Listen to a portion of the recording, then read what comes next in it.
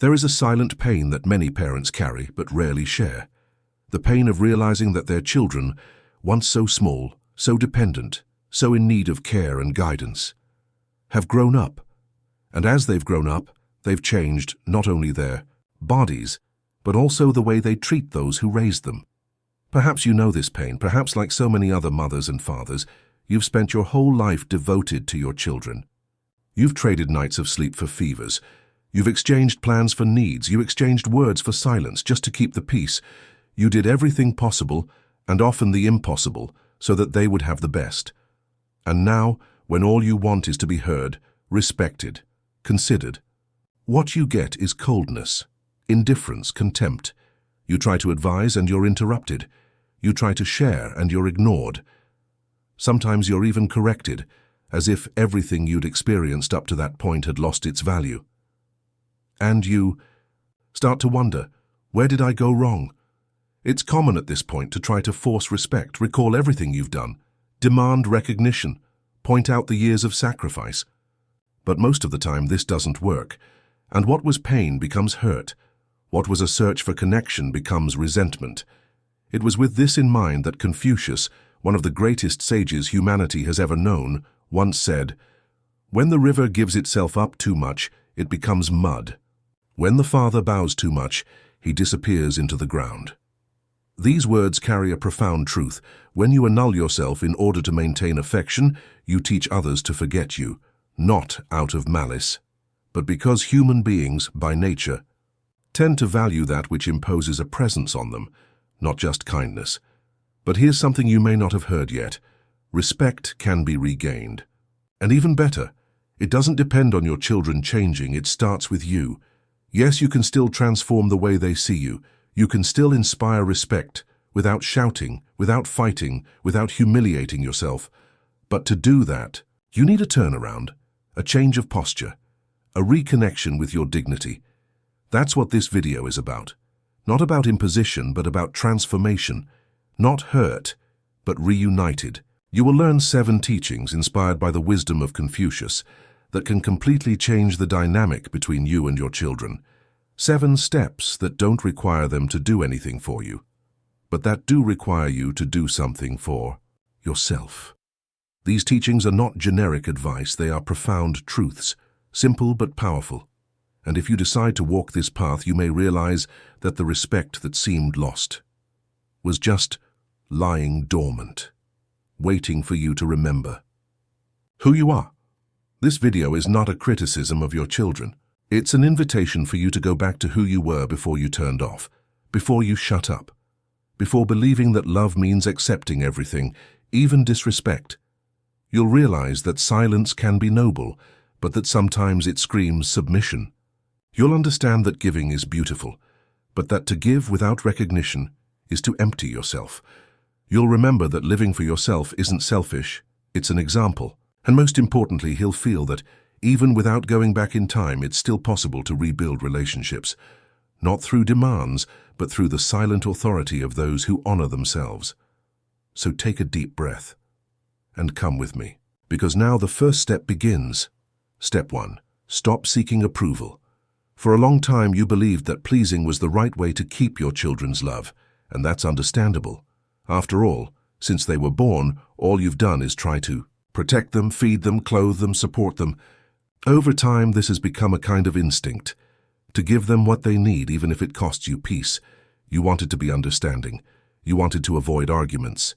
You gave in to small things, then to bigger ones. You forgave slights, accepted rude words, ignored disrespectful attitudes, all in the name of love. But what nobody told you, or perhaps what you preferred not to see, is that this continuous effort to please actually comes at a high cost, an invisible but real cost, the erosion of your authority.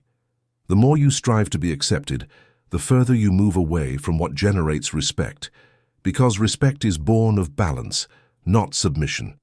It flourishes when there are limits, when there is firmness, and when all you offer is acceptance, even in the face of disrespect.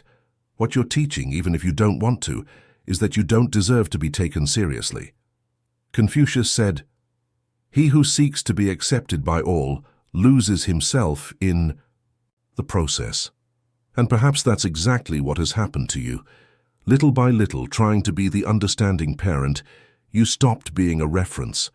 You stopped being a presence. You've just become someone who gives in, someone who agrees, someone who smiles even when they're hurt. But it doesn't have to be that way. You can still be firm without being aggressive. You can be loving without being submissive. You can love and at the same time take a stand. And it's not about being harsh or raising your voice. Quite the opposite. Firmness that inspires respect is silent. It's quiet. It starts with the ability to say no when necessary. To refuse behavior that hurts you. Not to justify yourself all the time, not feeling guilty for disagreeing. You might ask yourself, but if I start imposing myself, won't my children become even more distant? This is a common doubt. It's also a legitimate fear, but here's the truth. If they pull away because you've taken a stand with dignity, it won't be your fault. It's just a reflection of a pattern you've allowed for too long, and which is now being challenged. And most importantly, if their love is true, this estrangement will be temporary. Because children who love, even if they complain at first, learn to admire parents who know how to value themselves. You can, for example, start by saying simple things like, I deserve to be treated with respect. I don't accept that kind of response. I prefer to talk when we're calmer. And then, remain silent. Don't explain yourself. Don't despair. Just stand your ground. This change of stance can be uncomfortable at first, but over time, it becomes something powerful. Because your children will realize that you've stopped acting like someone who needs approval and have started acting like someone who knows their own worth. Remember, parents who live in search of being loved are often forgotten. But parents who stand firm, even in the face of momentary rejection, end up being remembered with reverence, because what remains over time is not the image of someone who gave in to everything, but the memory of someone who had a presence, who had a voice. You don't have to fight. You don't need to justify yourself. You just need to remember who you are. The respect you seek begins exactly there, when you stop trying to please and start living with dignity. Step 2. Don't argue. Teach by example. When we feel disrespected, it's natural to try to react. We want to explain, justify, prove that we're right. After all we've done, it seems fair to expect them to at least listen to us, that they listen to us carefully, that they respect our words. And when this doesn't happen, when our children cut us off, confront us, or treat us with indifference, our first reaction is to try to make them understand us by force. We argue, we repeat ourselves, we raise the tone, and in the end, we're exhausted. But Confucius said, whoever raises his voice to be heard has already lost his authority. And these words contain profound wisdom. True respect doesn't come from arguments. It's not built with logic or shouting. It comes from posture, from presence, from the silent example that doesn't need to be explained because it stands on its own. You've probably experienced this yourself. Perhaps you've called your son or daughter in for a chat, trying to put your point across calmly. But at some point, the conversation turned into a debate. And then, before you knew it, you were exchanging accusations, reliving old hurts, each trying to be right. In the end, nobody won. They just grew further apart. This is because, more often than not, our children aren't ready to listen, especially when they feel we're imposing our vision on them.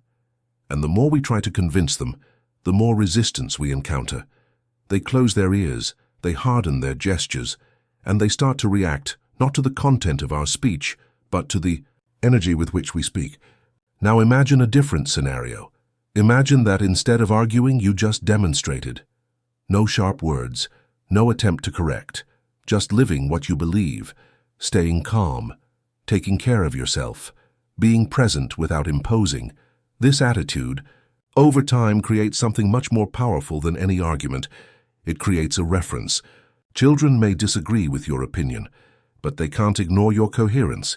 They may resist your words, but they will never fail to notice your dignity. And dignity is something you don't shout. It is embodied. There is an old story about a man called Han, known in the village as a wise father. However, His adult children began to treat him with irony. They laughed at his traditions, ignored his advice, and mocked his stories. For a while, Han tried to convince them. He explained. He shouted. He said things like, "You've forgotten everything I've done for you." But one day he got tired, and he fell silent. Not in resentment, but in peace. He began to live his life simply, tending his garden, writing down his thoughts, listening without interrupting, observing without judging, and over time, her children changed. Little by little they got closer. They began to ask, to listen, to remember, not because he insisted, but because in his silence Han recovered something he had lost, the presence that commands respect without saying a word. This is what we call teaching by example. You don't have to respond to every provocation. You don't have to correct every mistake. You don't have to remind yourself all the time of what you've done or how much you've sacrificed. What you do need is to live firmly. Take care of yourself. Keep your word. Demonstrate serenity even when the atmosphere is tense. Now that's silent. Leadership. And don't confuse silence with weakness. The silence of someone who is at peace with themselves is more deafening than any shout, because it shows that you don't need to prove anything. You already know who you are. Little by little, your children will notice. They'll realize that your attitudes say more than any memorized phrase, that your poise is more impactful than any speech, and when that happens, you will have taught them the greatest lesson a parent can offer, that respect is not demanded. It is inspired with the strength of one who walks in peace. Step 3. Remove your emotional dependence. Perhaps one of the most difficult feelings for a parent is to realize that over time their children have begun to drift apart. Not openly, not always out of hostility, but with silence, with absence, with the indifference that gradually sets in day after day with no clear explanation. Suddenly phone calls become rare, visits become more and more sparse, messages short, affection scarce. You start to realize that you've come to expect them, waiting for a phone call, for an invitation, for a "how are you?" And when that doesn't happen, the absence weighs heavy. It weighs you down because you feel that everything you've given, all the effort, all the love is being ignored. And that's when emotional dependence is born. This dependence is not something you choose. It arises slowly when our lives begin to revolve around the responses we expect from others, when we place our value in the hands of others, when we believe that we will only be complete if we are remembered, accepted, and wanted. And this, without realizing it, puts us in a position of fragility, because we start to live not for ourselves, but for external validation. Confucius said, "He who needs applause to live will die at the first silence." This phrase invites us to look inwards, to understand that it is possible to love our children deeply, and yet not make them the center of our existence. It is possible to love them without depending on them. It's possible to want them to be there, but not despair in their absence. It is possible to miss them and still maintain dignity. The problem isn't in feeling, it's getting lost in the feeling. It's building a life so focused on the role of parent that when the children take wing and fly away, all that's left is an emptiness that's hard to fill. But that void can be transformed. There's a story about a woman called Yulin, who after the death of her husband devoted herself entirely to her children. She did everything for them, and for years her life revolved around their needs. When they grew up, they went on to lead their own lives, and she was left, alone, waiting. Every Sunday she prepared the table as in the old days. She made tea, got the dishes ready, but no one came, and every Sunday was a fresh wound, until one day she decided to change, not as an angry reaction, but as a gesture of self-care. Yulin started hiking, enrolled in painting classes, reconnected with friends from her youth. She joined a reading group, and then something curious happened. Her children came back, not out of guilt or obligation. They came back because they realized that the mother who had seemed fragile had found her strength again. She had a sparkle in her eyes again, and that sparkle attracted them. That's the key. When you stop depending, you start to inspire. You become lighter, truer, more admirable. You become sought after not out of pity or duty, but out of pleasure. And even if your children don't come back as you'd like, you'll still be at peace. Because you will have rediscovered something that doesn't depend on anyone else, your emotional autonomy. This doesn't mean closing your heart. It means strengthening it. It doesn't mean stopping loving. It means loving with awareness, without expecting the other person to complete what you can build yourself. It's natural to miss someone. It's human to long for closeness. But your well-being cannot be made dependent on anyone else's attitude. You deserve to be happy on your own. You deserve to wake up and have a reason to smile, even if the phone doesn't ring. You deserve to feel whole. When that happens, when you fill your time with things that are good for you, with people who are good for you, with practices that nourish you, the world around you will change. Your children will change. Or maybe they won't, but you will no longer be held hostage to their response, and that's freedom. Emotional freedom, the solid foundation on which true respect can flourish. Step 4. Set limits and enforce them. Perhaps one of the greatest difficulties for those who love deeply is to say enough is enough, setting a limit, drawing a line, especially when it comes to their own children. Because right from the start, everything in you was prepared to give: time, energy, care, advice, money, silence, patience. You did it with love, with intention, with pride, but also with fear. Fear of being rejected, fear of being seen as too harsh, fear of losing the connection. And out of this fear, he accepted small things, a harsh tone here, a cross reply there, contempt disguised as a joke, disrespect disguised as it's his way. And before he knew it, he was normalizing attitudes that he would never have accepted before. This is how respect is lost, little by little, with silent concessions, with unquestioned absences, with aggression ignored to avoid conflict, with phrases you swallow even though you know they hurt. But the silence that avoids conflict is also the silence that feeds disrespect. And Confucius said, "The border that is not drawn invites the invader." If you don't show others how far they can go with you, they will go further, not because they're bad, but because you have taught them, with your tolerance, that everything is allowed.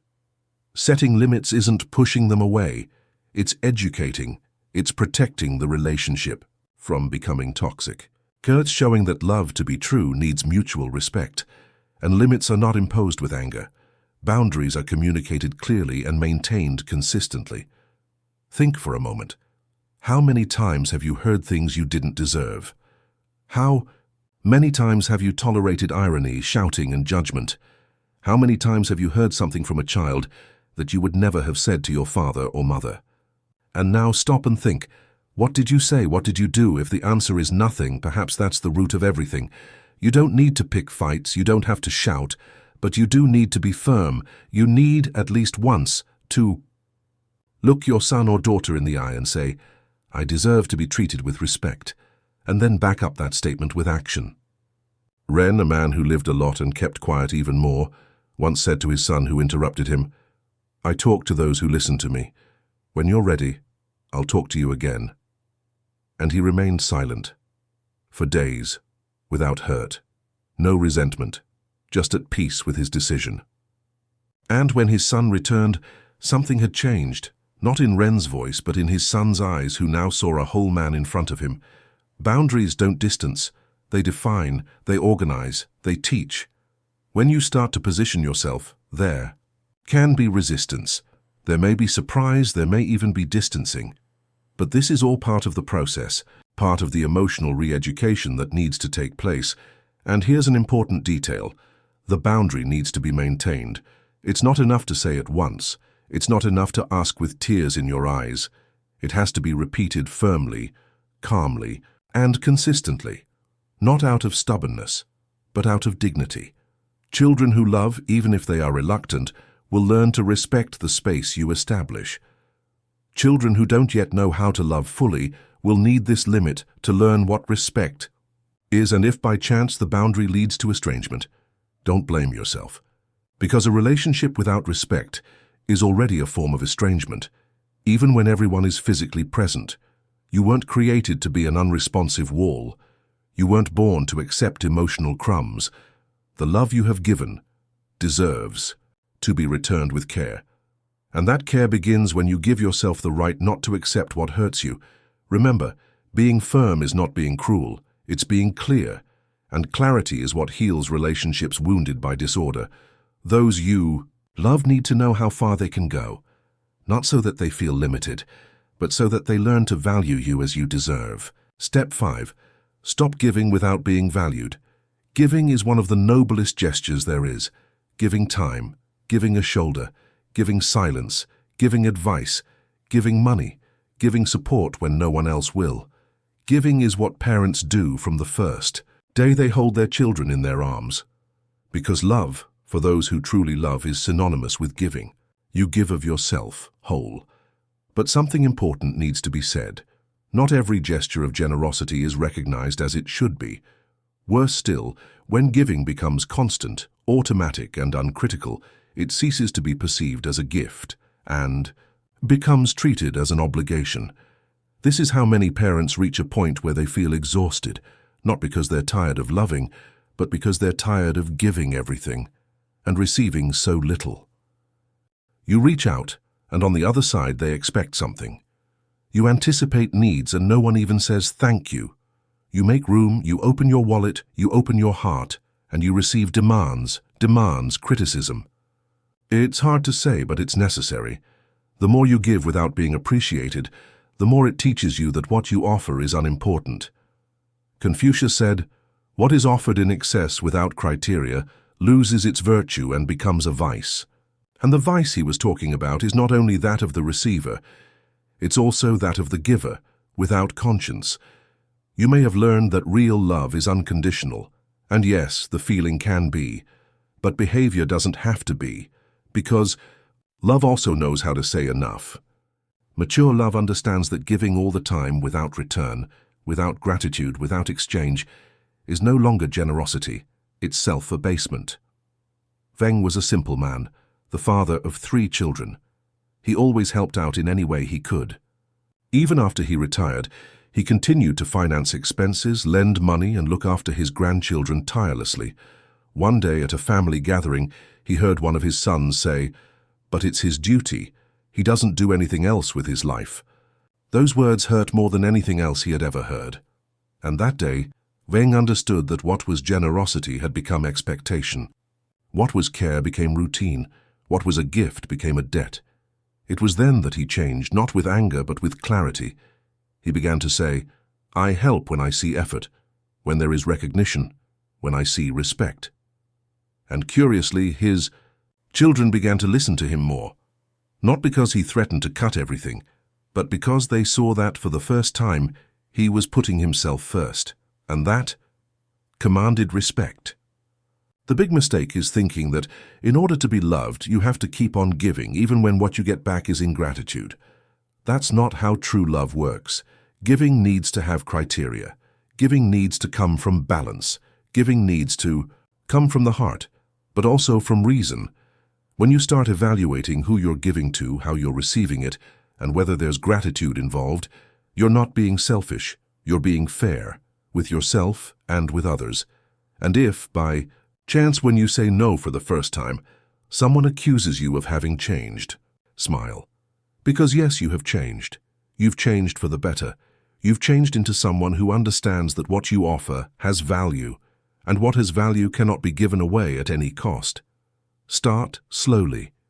Ask questions before accepting. A request. Observe the tone with which something is requested. Notice if there is recognition, and if not, have the courage to refuse.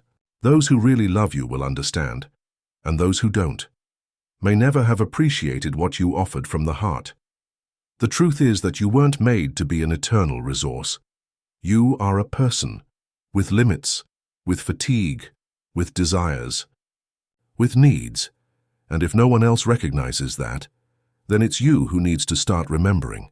Giving is noble, but to give without being appreciated is to lose yourself, and you've already given too much. Now, it's time to give yourself what you've lacked for so long, Respect. Step 6. Build a life outside them. There is a silent trap in dedicating yourself so much to your children that you forget yourself. It starts with the purest love, the sincere desire to protect them, to see them happy. You give up your dreams so that they can have theirs. You put aside your desires, your wishes, your tastes, everything to put your children first. And for a while that seems fair, natural, noble. But the years go by, the children grow up, lead their own lives, form their own families, and you find yourself standing there with your heart still stuck in a routine that no longer exists. Waiting for visits, calls, any sign that you still occupy a central place in their lives. When you don't, you feel forgotten, and emptiness sets in. Confucius said, "The father who revolves around his children suffocates them, but the father who revolves around his own life inspires them." These words spoken so many centuries ago are still true today, because love that turns into dependence doesn't strengthen, it imprisons, and children, no matter how much they love, are not made to fill all your spaces. It's painful to admit, but many fathers and mothers have come to live for their children. Not just during childhood, when that's natural, but throughout their lives. They have created an emotional routine in which they only feel alive when they are in contact with them. And when that contact doesn't happen, the world loses its color. But living like this isn't fair, neither with you nor with them. You have the right to a life that doesn't depend on anyone else's attention. A life with your own interests, your own friendships, your own moments of joy, your own goals, however simple they may be. There's a story about a woman called Mei Ling. After her children got married, she moved out on her own. For the first few years, her life was about waiting. Waiting for them to call, waiting for them to show up, waiting to be remembered. But that waiting turned into sorrow, and the hurt turned into silence. That's when she decided to change. She enrolled in a ceramics workshop. She resumed Chinese painting classes. She started walking through the park every morning. She met other women who were also rediscovering life after children. And, little by little, she smiled again. The most curious thing, her children started coming to her more often. They wanted to know about her paintings, her outings, her friendships. They wanted to see her, because now she had something that attracted them, a sparkle in her eyes. Mei Ling went from being someone who waited to someone who lived, and in doing so, she became even more admired. Building a life outside of your children isn't about moving away. It's about respecting yourself. It's showing them and yourself that you're still a whole person, that you have desires, joys, and discoveries, that your time is not frozen in the past but alive in the present. And this choice doesn't require major changes. Sometimes it starts with a small decision, taking up an activity you used to love, arranging a coffee with an old friend, writing, walking, learning something new, doing something just for pleasure, something that is yours. Little by little, you'll realize that you don't need to depend on anyone to feel complete. That time can be generous when lived well, and that silence when filled with good things is no longer solitude. It becomes peace. Your children will understand. Perhaps not immediately, but they will notice, and even if they don't, you'll know. You'll know that you've built a life that doesn't revolve around waiting, but around choices. You're still a father. You're still a mother. That never changes, but you're also more than that. You are a whole person, and you deserve to be treated as such. Loving your children is wonderful, but so is loving yourself. And when you live with presence, with joy, with purpose, you inspire, and respect comes naturally, not because you demand it, but out of admiration. Step 7. Forgive, but don't cancel yourself out. No pain is as silent as that caused by someone you love. When it comes from a stranger, the discomfort passes. But when it comes from a child, someone you've raised with love, cradled in your arms, defended from the world, the pain takes on a different weight. It's deeper, more intimate, and often more difficult to express. You've probably experienced it yourself. Harsh words, rejection, ingratitude, a cold gesture, contempt, a lack of recognition. Small things to those who see it from the outside, but huge to those who feel it inside. And then, as a good parent, you take a deep breath and forgive, not out of weakness, but because you know that holding on to hurt makes you sick. You forgive because you love. You forgive because you think that if you don't forgive, the bond will be broken for good. And he's right to forgive. Forgiveness sets you free, it heals, it soothes the heart. But here's the essential point. Forgiving is not the same as annulling yourself. Forgiveness is not pretending that nothing happened. It's not allowing the same wound to be opened again. It's not continuing in the same place where you've been disrespected, hoping that one day the other person's attitude will change. Confucius said, "To forgive is to leave the stone, but not to step on the same thorn again." This phrase holds a rare wisdom. It reminds us that forgiveness must be a gesture of liberation, not submission. You can forgive someone sincerely and still set a limit. You can wish for good without allowing evil. You can love and protect yourself at the same time. Many parents confuse forgiveness with the obligation to continue putting up with everything. They continue to be ignored, offended, exploited, and continue to say that it's part of it, that it's my child, that it will pass. But this over time does not bring reconciliation. It brings erasure. You shrink, you shut up, you withdraw from yourself, and with that, you cease to exist as an individual. True forgiveness doesn't ask you to hurt yourself in order to maintain a bond. It asks you to heal yourself so that you can then decide clearly what you want to keep or change. There's a story about a man called Liang. His son treated him with great coldness for years, always demanding, impatient, critical. Liang forgave in silence. He always said, "He'll understand." But time passed and nothing changed, until one day Liang did something different. He wrote a letter, not accusing or complaining, but he explained how he felt. She talked about the pain she was in, how hard she had tried to keep the relationship alive, and she said, tenderly and firmly, "I forgive everything, but I can no longer pretend that it doesn't hurt me." He handed over the letter, after which he took a step back. He stopped offering himself, he stopped always being available, and for the first time, his son felt his absence, not as a punishment, but as a lesson. Months later, he came back, different, more humble, more open, not because his father demanded it, but because his father finally showed that he needed to be taken care of too.